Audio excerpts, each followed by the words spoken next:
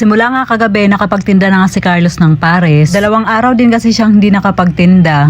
Nag-welding kasi siya ng e-bike namin. Then after nga nun, kinaumagahan, namaga nga yung mata niya kaya hindi na nga ulit siya nagtinda. Yung pahinga ng pagde-deliver namin ng biryani ngayon, ipinalit namin ang araw. Instead na Monday kami hindi nagde-deliver or day off namin, Tuesday na nga ngayon kasi si Geraldine may pasok na sa school. 2 times a week na nga lang nga yung pasok niya ngayon pero ginawa naman siyang whole day. Yung first sem kasi 3 times a week yung pasok niya, then half day nga lang nga din yun. So yun nga, naikwento ko nga lang nga din. Pagkatapos ko nga maghugas ng malalaking kaldero, naligo na nga ako, then nagluto na rin ako ng mga pa-orders namin na biryani. And may nabasa na naman nga ako sa comment section na maligo daw nga muna ako bago ako magluto. So ayun naman na talaga yung ginagawa ko. Dati kasi nung bago pa lang ako gumagawa nito, pagkatapos nga magluto saka pa lang ako naliligo. 2 weeks ko lang din naman ginawa yun kasi nga nananakit yung katawan ko, kaya ang ginawa ko nga, pinalit ko na nga siya, umaga na ako naliligo. Kaya salamat po sa concern. Magdi-deliver na nga kami bago nga kami umalis ni Geraldine. Pabook nga muna si Geraldine ng Lalamove kasi yung mga kasamahan ko dati doon sa Japan, sa dorm, order nga sila ng 2 beef at 2 chicken. 2 tao nga yung kakain nito at parehas daw na lang gustong matikman, kaya beef and chicken na nga yung binili nila. Fast 4 na nga kami umalis ng bahay para nga mag-deliver. Kasi inantay din nga namin yung rider ng Lalamove. Medyo late na nga, pag magdi-deliver nga kami 3:30 pa lang umaalis na kami ng bahay. Kasi nga minsan hindi namin ine-expect yung mga bahay papasok pa sa loob at marami pang mga nililikuan. Kaya medyo inaagahan din talaga namin yung alis namin. Yung unang deliver nga namin dito nga to sa may Putatan Lakeview. Hindi rin naman kami pinahirapan maghanap ng bahay nga nila kasi madali lang din talaga siya hanapin. Yung sunod nga naming customer, meet up nga din kami dito sa may South Park. Nakita nga niya yung tinda namin sa Alabang kaya nagpa-deliver din nga siya. Yung mga sumunod naming mga customer, puro repeat order na sa sukat naman. At sa mga customer po namin na mga humahabol na hindi namin nabibigyan, pasensya na po kasi made to order po yung gawa namin tuwing weekdays, kaya kung sino lang po yung nag-message or umorder, yun lang din po talagang pinagluluto namin. Kaya po yung mga gustong bumili hanggang 1:00 po yung cut-off namin. Pag for lunch naman, baya Lalamove, nakakapagluto naman ako noon, basta magsabi lang din ng maaga para nga makaabot sa lunch. Message na lang din po kayo sa page namin. Maaga nga kaming natapos sa pagde-deliver ngayon, pumunta nga kami muna sa bahay, dumaan muna kami dito. Pagkadating nga namin sa loob, wala ngang tao. Sila rin na rin kasi nasa Caloocan. Nagpahinga lang nga muna kami ni Geraldine, then tumawag nga yung tatay ko. Natanong nga niya kung nasaan ako. Sabi ko nga sa kanya, hindi mo ba nakikilala tong pintura na to? Napatawa na nga lang nga niya sa akin, then tinanong nga niya kung sino yung tao dito sa bahay. Ginabi na din nga kami ng pag-uwi. Habang nasa biyahe na nga kami, nagchat din nga yung kasamahan ko sa Japan na nakain na nga daw nila yung in-order nila sa amin. Sabi ko nga sa kanya na masasarapan nga siya doon kasi nga mahilig din sila kumain. Kapag nag-e-explore ka kasi ng pagkain at hindi ka masyadong maselan, sigurado na magugustuhan mo talaga yung biryani. So yun na guys, hanggang dito na lang po yung ating video for today. Maraming salamat po sa inyong panonood. Mag-iingat po kayo palagi. God bless and